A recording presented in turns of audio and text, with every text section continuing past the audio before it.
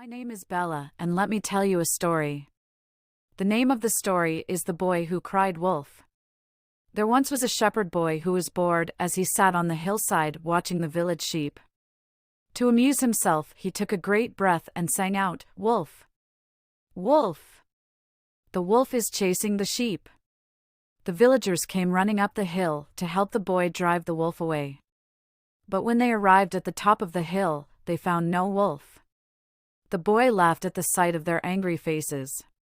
"Don't cry wolf, shepherd boy," said the villagers, "when there's no wolf."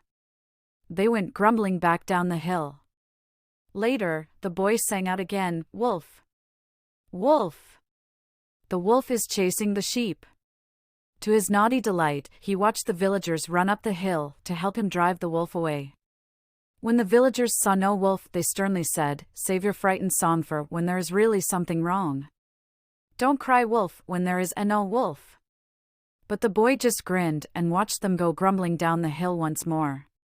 Later, he saw a real wolf prowling about his flock.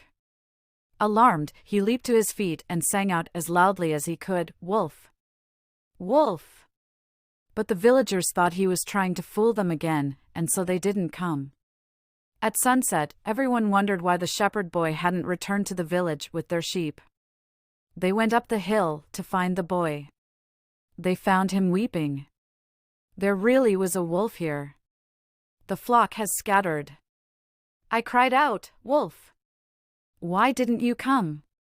An old man tried to comfort the boy as they walked back to the village.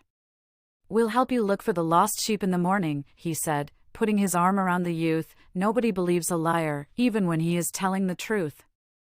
Back home forward.